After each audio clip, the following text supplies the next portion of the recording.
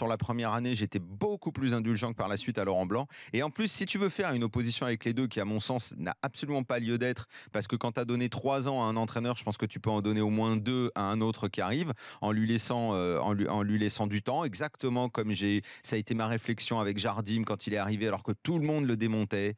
C'est souvent le cas et c'est souvent comme ça que j'analyse, puisque tu me demandes comment j'analyse. Et ensuite, Lamine, pour terminer sur le sujet, sur Laurent Blanc, le problème c'est que c'est pas nouveau.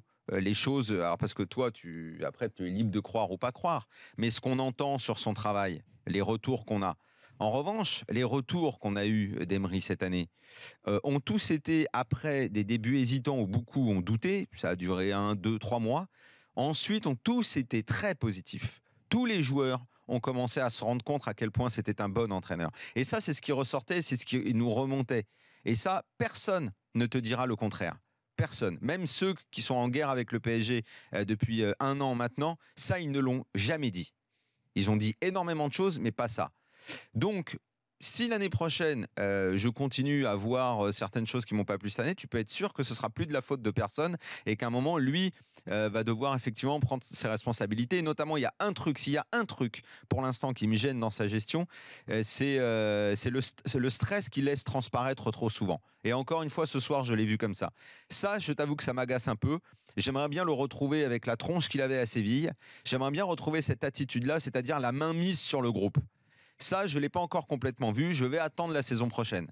Mais encore une fois, c'est exactement comme ça qu'à chaque fois j'ai fait quand un entraîneur arrive dans un club. Et là, le contexte du PSG cette année, je peux t'assurer. D'ailleurs, dès le mois d'août, j'avais parlé, moi, le premier de saison de transition. Je savais que ce serait très compliqué.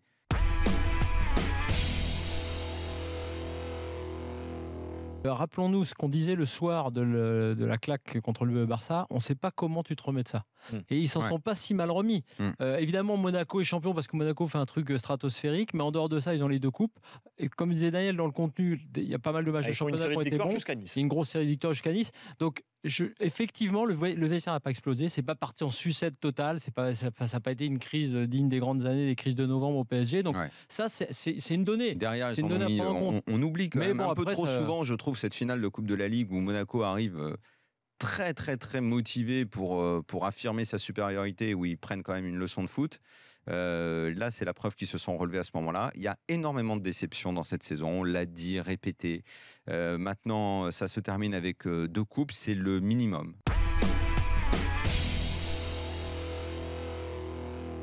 Peut-être que là où lui devra changer s'il reste, c'est quand même aussi là où Lamine avait raison, sur son leadership. C'est-à-dire de dire que ça vous plaise ou non, ce sera comme ça. Que ça vous plaise ou non, je ne mettrai pas Aurier, même si vous avez voulu le garder au club. Que ça vous plaise ou non, voilà. Si tu as envie de faire jouer Pastore, parce que je pense qu'Emery, il a quand même envie de faire jouer Pastore, ou alors je ne comprends plus rien au foot, il y a un truc qui est bizarre. Dans ce cas-là, s'il est sur le banc au départ parce qu'il pense que c'est mieux, parce que tu as Angers avec ses molosses en face et tout, que tu le mettes plus tôt, c'est quand même important. Si tu as Lo Celso sur le banc, dans un match comme ça qui est compliqué, est-ce qu'on va crier au scandale si tu tentes pas un truc avec Lo Celso ? Surtout juste ce qu'il a montré sur ses derniers matchs. Alors moi je veux bien. Alors dans ce cas-là, sinon ça veut dire. Alors l'autre chose, là je le mets à son crédit, c'est que le banc de touche ce soir, c'est pas digne. Alors entre guillemets, pour la Ligue 1, c'est très digne, mais c'est pas digne d'un grand club qui veut être l'égal du Real en Espagne, du Barça en Espagne, machin. Kimpembe, Guedes, Lo Celso, Kimpembe, c'est un très bon joueur. Lo Celso, c'est un très bon joueur. Ce que je veux dire juste, c'est qu'il a pas effectivement. Alors il a pas Pastore, c'est vrai. Mais il n'a pas un banc de ouf, quoi. Il n'a pas un banc de cadors incroyable. Il a même Lo Celso, je l'aime bien, mais c'est un jeune joueur. Mais en tout cas, même là, même avec ce banc-là contre Angers, on ne va pas reprocher à Emery de tenter un truc avec Lo Celso à 15 minutes de la fin. Ça, tu le regrettes du coup ? Oui, moi je regrette ça. Je regrette Pastore pas plus tôt. Je regrette Lo Celso qui n'est pas sorti. Un match comme ça, qui n'est pas rentré, un match comme ça qui ne se débloque pas, où tu as fait un seul changement à la 72e, quand tu es coach. Moi, je sais pas. Là, pour le coup, c'est un conservatisme qui est un peu compliqué. Tu sais d'où vient ce conservatisme ? Je pense, et je l'ai vu dès le début de la seconde période, la nervosité était en train de gagner tout le monde. Comme et notamment le coach, parce que cette équipe, finalement, elle arrivait ce soir avec une pression un peu particulière qu'elle aurait dû savoir évacuer, parce que l'adversaire en face était faible, et cette finale, il pouvait la boucler facilement. Mais cet adversaire faible, c'était un adversaire tout recroquevillé et en bloc, et une équipe qui commence à stresser face à ça, ça peut mal tourner. Ils peuvent se prendre la claque du hold-up. Et ça, j'en reviens à ce que je disais tout à l'heure, ça oui, Ça fait partie des reproches que je lui fais à Emery. Ça, oui. Il ne transmet pas assez de tranquillité.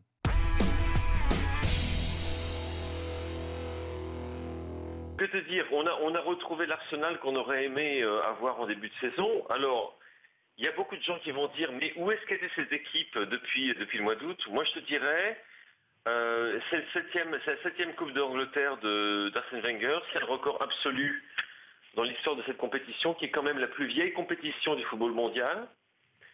Et sans vouloir faire cocorico, vous savez tous que c'est pas vraiment mon genre. Le fait qu'on ait un entraîneur français qui soit maintenant aujourd'hui le recordman absolu des victoires dans cette compétition, qui est la plus ancienne des compétitions, encore une fois je le répète, du football mondial, ça n'est pas rien. Le faire dans ces conditions-là, avec ce type de performance, ce n'est pas rien non plus. On va se poser beaucoup de questions sur le fait, est-ce que c'était le dernier match d'Alexis Sanchez, par exemple, qui a été encore une fois déterminant, qui a marqué le premier but pour les Gunners, etc. Est-ce que ça sera le dernier match de Mesut Özil? Est-ce que ce sera le dernier match d'Olivier Giroud, qui lui aussi est déterminant dans le but de la victoire qu'il donne à Aaron Ramsey? J'ai envie de dire, bon bah écoutez, les cyniques, vous repasserez. Moi ce que j'ai vu c'est une très belle finale. Ce que j'ai vu c'est une belle équipe d'Arsenal. Ce que j'ai vu c'est un entraîneur qui était très très ému par le succès qu'il a remporté ce soir. Et à juste titre.